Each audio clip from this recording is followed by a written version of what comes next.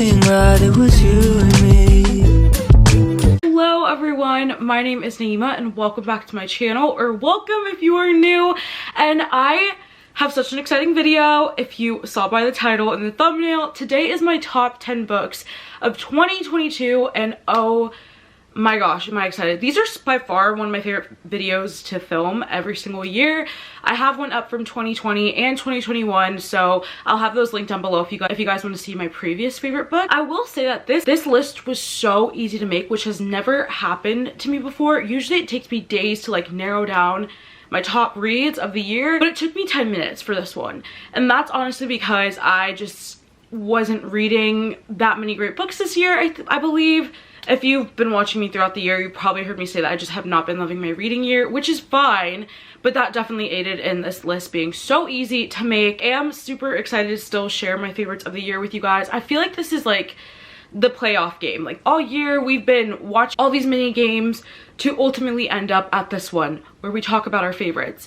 If you guys have any guesses as to what some of my favorite books are of the year, let me know in the comments down below. Get what you think will be on here, because honestly I feel like a lot of these are pretty predictable if you watch me. I say this in every single one of these videos. These are not ranked in any order.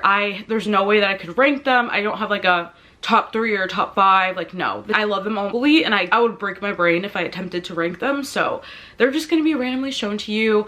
In the previous years I also had honorable mentions. This year I don't. These ones are just my absolute favorites of the year. Let me know if you guys have read any of them in the comments down below as well. Let me know if they made your list. Tell me other books that made your list.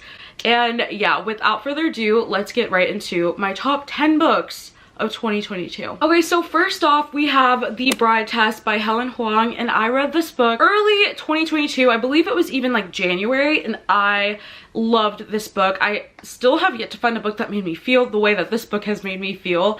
It's definitely my favorite out of the 3 books that Helen Hoang came out with. Kind of like arranged marriage situation. So we have our hero Kai. He is autistic and his mom wants him to settle down, find a wife, and get married. And so he's just really not interested in dating. He's very much a workaholic. He likes things a certain way. He does not want to get married right now. His mom's like, yeah, no, yeah, right, that's not happening. So his mom goes to Vietnam and kind of holds interviews and like auditions to find a wife that she can take back to America and have her son Kai marry. None of these girls are working out. They're all kind of duds. And so she takes a break, goes to the bathroom, and there she sees 𝓬𝓦. 𝓬𝓦 is working at this hotel, and she's like a cleaner. Right away the mom is like, whoa, you're beautiful, how would you feel about doing this, coming to America with me? And she does not realize that she's being tested. She ends up passing the test. The mom was like, that's exactly why you need to come with me. Very intrigued, because in Vietnam she's very poor. She has a big family who are also very poor, and she's like, well, if I could potentially fall in love, bring my family to America and give them a better life, then I'm going to do it. So she decides to go. Right away there is hostility between her and Kai, because Kai never wanted a wife in the first place. They're not married yet, but they're kind of like trying things out, testing the waters. He is just pissed off. Like I said, he likes things in a particular way. He likes his space, he likes his privacy, and 𝓬𝓦 is not giving it to him. As the book goes on, Kai starts to feel more of an attraction towards 𝓬𝓦 and starts to like her a lot, but he does not express his love in like ways that 𝓬𝓦 is used to, because like I said, he's autistic and she doesn't know that he's autistic. She's trying so hard to just be the perfect wife, and she still thinks that he hates her, and I'm like, no girl, no, he likes you so much, he just can't show it to you in the way that you're used to. And it's so amazing. The groveling, that like everything about this book is just freaking amazing. I love it so much. And if you've not read The Bride Test yet, seriously, what are you doing? There's a reason why this series got so popular. Each one of those were 5 stars, but this one, I loved it so much. The next book on that made my top list of 2022 is 𝓶𝓮𝓭𝓲𝓪 by Sierra Simone. So I actually have a reading vlog up of me reading this and crying to this and expressing my feelings about this book, so I will have that video linked down below if you would like to check it out. But this one, I haven't been able to stop thinking about it since I read it. This book follows Sean Bell, who is one of the Bell brothers. We have 2 other books in the series, Priest and then Saint, and this is the 2nd book in the series. So I've only read Sinner and Saint. You don't have to read Priest first. Follows Sean Bell, and he is one of the Bell brothers, obviously. He's kind of living selfishly. He's kind of a playboy, really only cares about girls and money and getting his bag, and like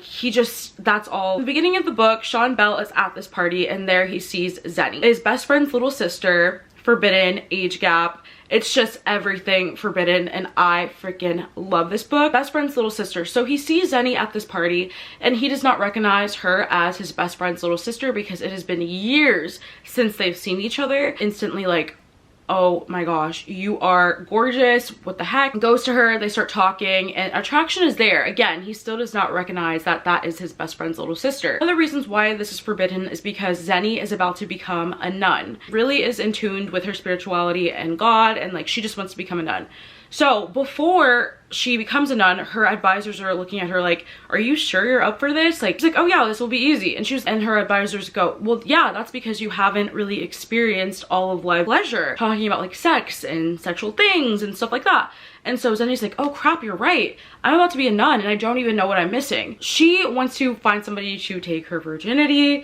And when she sees Sean at this party, she's like, you are gonna be the one to take my virginity. Sean gets pulled away, and they end up meeting again because they're kind of having a bit of like conflicting things going on with both businesses. Like they're both like kind of fighting because they're arguing over space or land or like a building. And so they end up meeting again, and this time he recognizes her and he's like, you are my best friend's little sister. She's like, yeah, like I really need your help with this. Like I want you to take my virginity and I want you to teach me about sex. And he is so tormented. He's like, no, you're my best friend's little sister. You're so much younger than me. You're about to be a nun. I am not a good man. You need to stay away from me.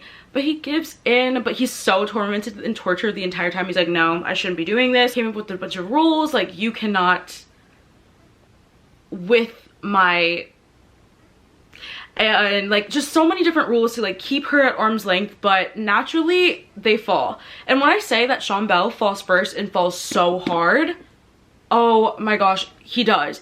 And honestly, I didn't think that this book would be one to have like an emotional pack, but it does. I cried so much.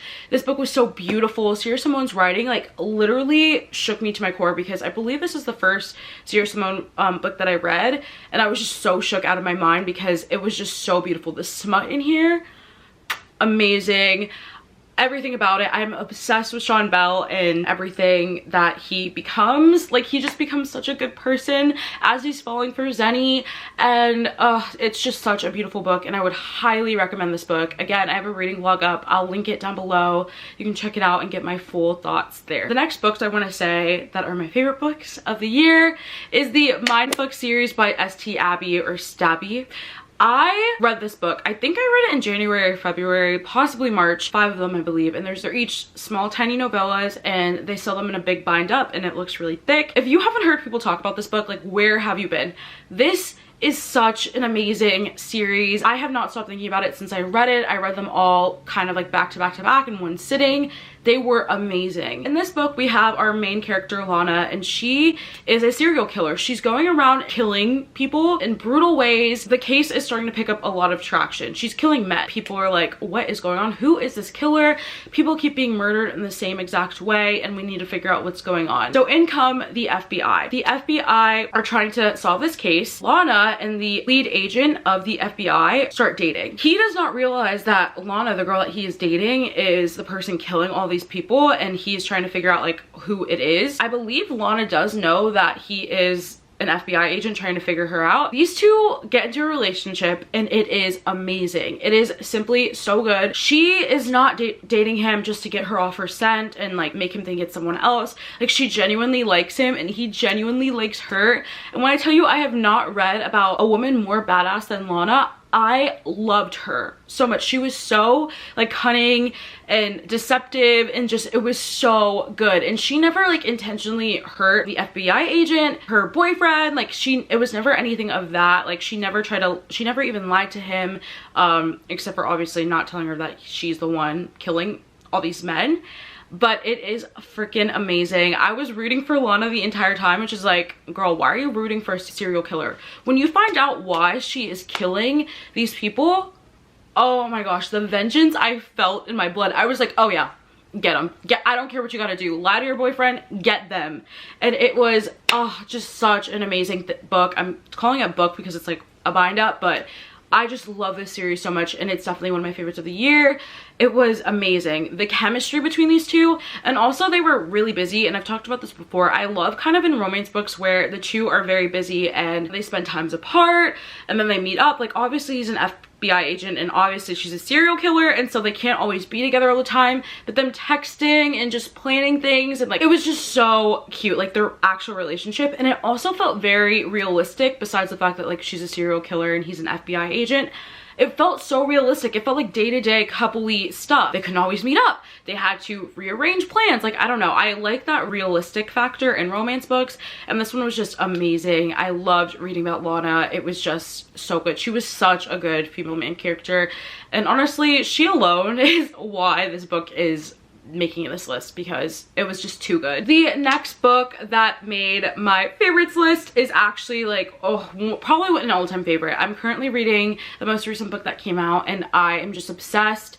That is obviously The Tyrant Alpha's Rejected Mate by Kate C. Wells. I believe I read this in April. This book has not hooked me, and at that time I was just kind of reading like random little things, but then I stumbled upon this one, and I have never in my life sat there in class and started whipping out my phone to read a book. This book did it for me. It was amazing. Like I said, I've mentioned this book before, and the cover is not that appealing, I know, but the contents of this book, so good. So many people have told me and commented on like videos where I talked about it, like, thank you so much for recommending me this book. I loved it so much, and I'm so glad. All the books, there's so far 3 out, are amazing.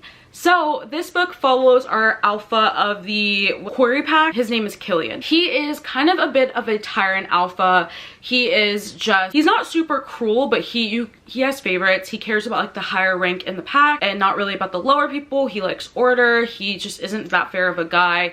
And also, I just wanted to say that this isn't like an Omega verse type of book. It's literally just a werewolf romance. I believe there's a difference, because and then we have our heroine, who is on the opposite end of the spectrum. She is one of the lowest of the low. She is a lone wolf, and basically in this world, in Kate C. Wells' world, lone women who don't have like a father or any family or a mate, they're kind of like the lowest of the low in the Quarry Pack. They have no one to really protect them, kind of assigned to do like kitchen duty stuff, and just like they aren't really anything. They're the lowest of the low. They're like servants basically. Heroine Una, like I said, she's a lone wolf. She doesn't have a mate. She doesn't have any of that. Kind of runs a home for like other lone females, and so she's like the oldest. She runs it, whatever. She is working in the kitchen, and it's time to serve like all the higher ups, including Killian. She randomly feels a pull to Killian, and she's like, oh crap, the alpha's my mate. And so ew, that what her wolf is like screaming inside of her, and she's like, go to him, go to him. And she's like, oh crap, like we're in front of everyone, I can't do this right now, like oh damn. At the same time, as she's kind of realizing that like the alpha's her mate and he's literally right there, there's another female there who is obsessed with Killian, and she's kind of like rubbing her hands all on his body, like, and Una's wolf does not like that. She's like, oh hell no, this woman is not rubbing her hands all over my mate. And so her wolf kind of takes over, attacks this woman, and she loses very badly, because this is also her first time shifting. She loses the fight, and the alpha asks her, why did you just fight her? Like, why did you do that? And then she's like, you're my mate. In front of everyone, she's like, you are my mate. Like, I don't know what to tell you, you're my mate. And he's like, no. Everyone knows that I don't have a mate. In front of everyone, he rejects her in front of the entire pack. Like, it was insane. When you get rejected by your mate, like your wolf inside of you is just like screaming at you. It's in pain. You go into heat. Like all these things or bad things are happening to her. And on top of that, she's just plain embarrassed. Like this man literally just embarrassed her in front of everyone. She runs into the pack witch, and she's like, crap, like I just got rejected, I'm in pain. And the witch is like, okay, I can help you. What we're gonna do is break the mating bond on your end and you will be fine. You'll go and live your life and you'll be happy. But I'm not gonna break it on Killian's end. He's gonna regret rejecting you and he's gonna suffer, and he does, and it is amazing. It is amazing. The groveling, and I'm not one who loves groveling, like I really don't. I usually am like, okay, you made all these decisions, you chose to be a dick, now you gotta live with the consequences and live up to your name as being an asshole. But he grovels and wants her back so badly because he realized, oh shit, she is my mate and I just messed up and I embarrassed her in front of everyone and I rejected her in front of everyone. Oh, this book is so good. It's like, yeah, I think it would be this one if I had to choose a number one. It was amazing. I just, oh, this book took me places. It was so hot, so steamy, and just so good because, like I said, the alpha was a tyrant, and then when he realizes that, like, Una, who's the exact opposite, she's so sweet, she's a lone female, she takes care of all these other lone females. When he falls for her, everybody that I got to read this book has told me that they loved it, and I was right. So listen to me right now and go pick up this book. So the next books on this list are kind of a bit of a 2-for-1 deal that we have, book 1 and book 2, but I'm counting them as one because honestly I just can't rationalize in my brain which one I like more. Ruthless Creatures by J.T. Jessenger, Carnal Urges by J.T. Jessenger. So these two are both mafia romances and I loved these books so much. First book, we have our heroine, and she was left at the altar 5 years ago from a man that she was really excited to marry. She was in love with him and he just disappeared. Like 5 years ago, he just disappeared without a trace. She has no idea where he is, and so for the past 5 years she's been kind of mourning the loss of her marriage, of what she thought the relationship would be. 5-year anniversary that she would have been married, and she decides that this year things are going to change. She's going to throw away her wedding dress, she's going to try to move on, and she has gone on little dates beforehand, but none of them ever amounted to anything. She also gets a next door neighbor named Cage. He's a gruff, mysterious man who just appeared right next door to her, and now he lives there, and there is attraction there, there's chemistry there. She has never once been intrigued by another man since her fiance disappeared until Cage came. And Cage is keeping some secrets. Does he have to do with the reason why her fiance disappeared? Is he who he says he is? What's going on? I love this book so much. The obsession here was so real, and this also had one of the factors that I just talked about loving. They spend some time apart because, like I said, Cage is keeping secrets. He has to leave a lot for work. It's just an amazing mafia romance. I have never read a mafia romance like this one, and it was great. I would highly recommend. I remember just being so hooked while reading this book. And then Carnal Urges follows the heroine from the first book, her best friend Sloane. End of the first book, Sloane kind of creates a bit of a mafia war. Beginning of this book, she gets kidnapped by the Irish Mafia. The head of the Irish Mafia is Declan. Right away, Sloane is not what he thought she would be. She thought she would be like a scared little timid girl just because she's getting kidnapped by Irish mafia men. The exact opposite. She's not that scared. She knows that they're not going to hurt her. She instantly grabs the attention of all these Irish mafia men. Them all her best friend. So different than what I've ever read about. She loves pink. She loves all girly things. The way that like they just were obsessed with Sloane gets me every single time, including like Declan the most. I have never read more about a sim character than Declan. Constantly asking for her declarations of love. It was amazing. And Sloane, in like the first book, we saw that she kind of was a bit of a playgirl, like always was cycling through men. She never really got hung down. Everybody that she meets gets obsessed with her, but she was kind of always just attached until she meets Declan. Love these books, but especially Carnal Urges. The next book that has made my favorites list is The Blind Side by Candy Steiner, and I've talked about this book so many times since I've read it. Probably was not a shock to anyone or a surprise. For its college romance with our hero Clay. He's on the football team and kind of going through it right now because he had a girlfriend. They went to high school together. Their families love each other. They've grown up together, and she just broke his heart randomly. And so he's a year older than her, so he was already at the college. She attends the college and she is on the cheerleading team and he's on the football team, so they're always going to see each other and always be in each other's faces. So he's a bit depressed. He's kind of going through it. He's like, you were like literally with me most of my entire life. He's not okay. Then we have our heroine Gianna, who is the PR intern for the football team. I love this book so much because of the relatability for me. Like, I am a PR major. I love reading romance books like Gianna does. I've never had a boyfriend like Gianna does. I'm a bit more shy, I think.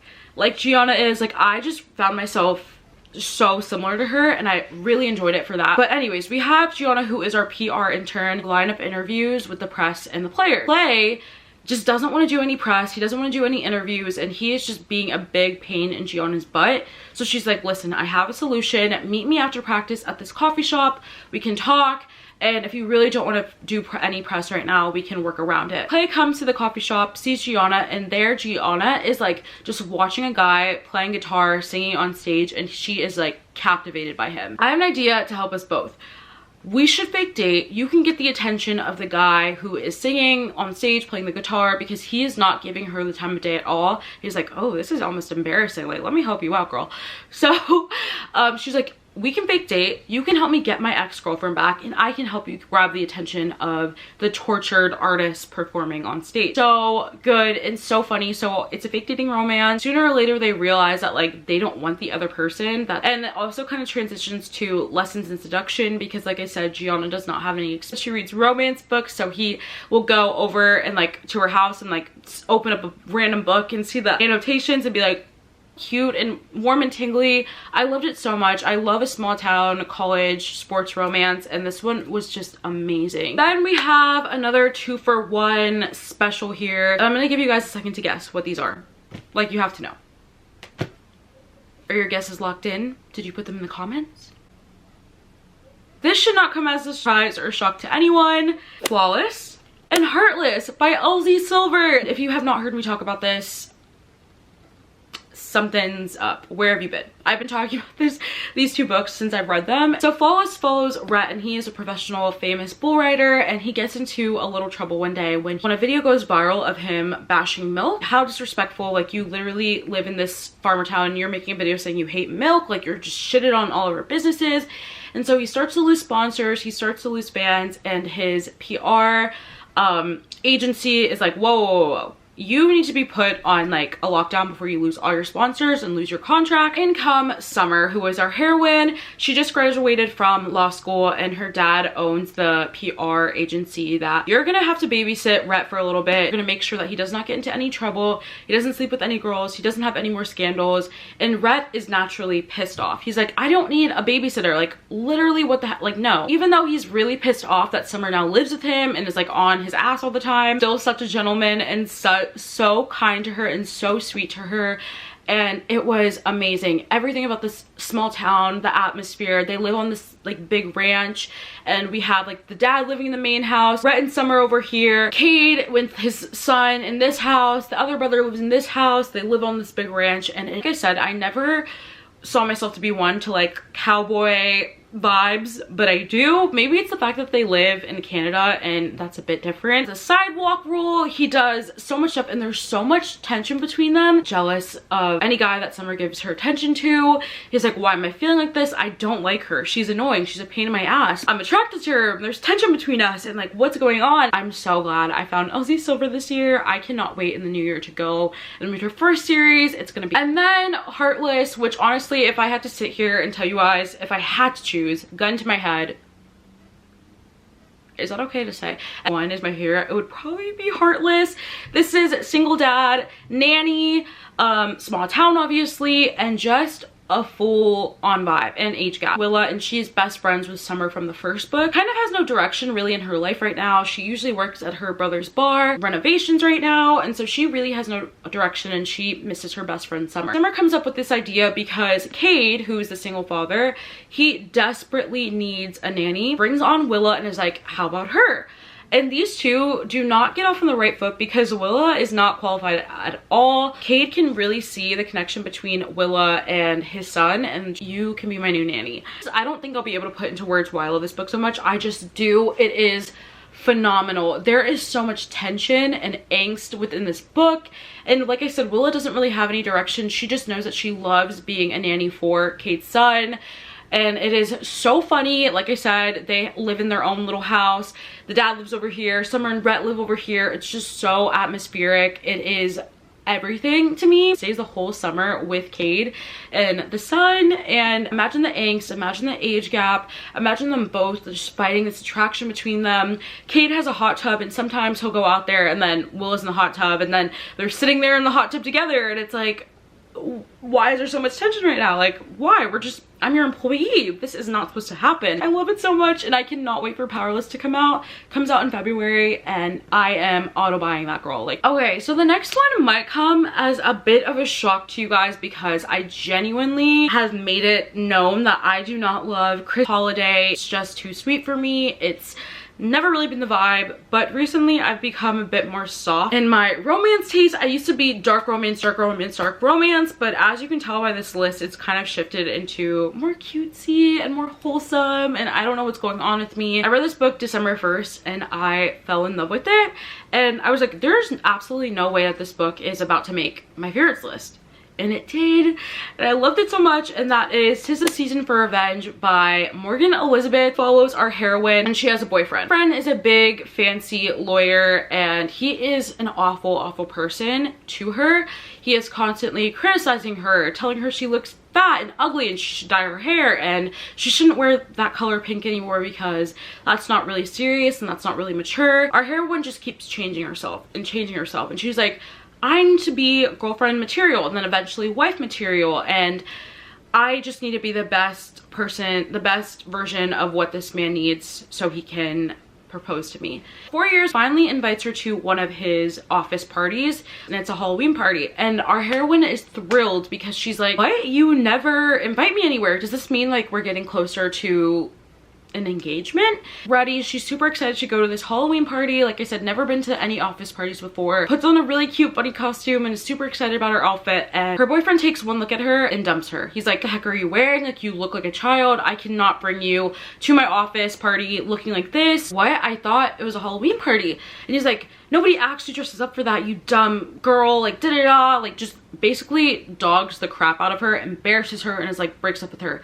And she's like, what? You're breaking up with me over? She is completely heartbroken. Like I said, she was expecting an engagement soon, and she is just a mess. Her best friends, who have hated her boyfriend for the longest time, come over and they decide that they're gonna get so much revenge on him. Decide to start tampering with like his coffee order, canceling appointments, dyeing his clothes, getting the best revenge that they can. Also that night, our heroine jumps on a dating app. She is so surprised and elated to see that her ex-boyfriend's boss is on this dating app. I'm gonna fuck his boss. Like, I'm literally gonna get with his boss, and that will be the ultimate F you. They hit it off right away. It's so good. The way he treats her beautifully. I was just so obsessed with this hero, Damien, and this book was also just so healing. Like, she went through hell with her ex-boyfriend. It was such a toxic relationship, and then to go from the devil to an angel, which is Damien, was just so healing. Like, and the last book that has made my favorites list of 2022. This one might be a surprise to you guys. I haven't talked about it at all because I just read it, and that is Twisted Lies by Anna Huang. I am truly just so obsessed with this book. This is a billionaire romance. We have our heroine Stella, and she is a fashion influencer, and then we have our hero Christian, who is a billionaire tech mogul. He owns a security system, and he is just really rich. So Stella lives in the building that Christian owns. Christian owns this big apartment building, and Christian is just so obsessed with Stella. Like, ever since in Twisted Hate, we kind of saw a bit of like, oh, what's going on between them? He is just madly obsessed with her.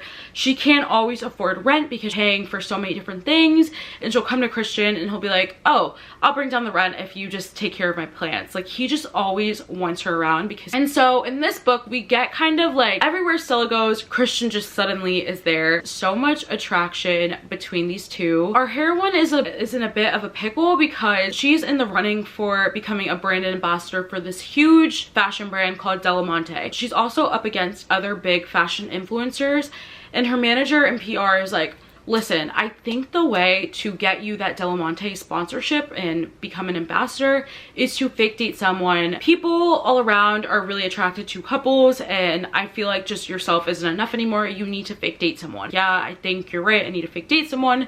So she starts going on dates with these random influencer guys, and all of them are duds. None of them are working out. And one day she's about to leave for another date where she runs into Christian. She's like, oh, I have a date. And he's like, you could just tell, like, this man was not happy. He was not happy because, like I said, he was obsessed with her. And so she goes to the date, it becomes a dud, and next thing you know, she looks up and Christian is right over her shoulder, like, didn't go well. Finds herself ranting to him about everything that's going on in her life, and he's like, we can fake date. They do, and it is so good. And as they fake date, because like I said, this man is famous. He's really rich. He's big in DC society. Christian has been obsessed with her the entire time. He falls first, he falls the hardest. He is just obsessed with Stella. Also at the same time, Stella has a very creepy thing going on in her life. She has a stalker who is obsessed with her and leaving her note, needs protection. And that's also where Christian comes in, because like I said, he owns a security company. He wants to keep her safe. There is so much tension and angst within this book.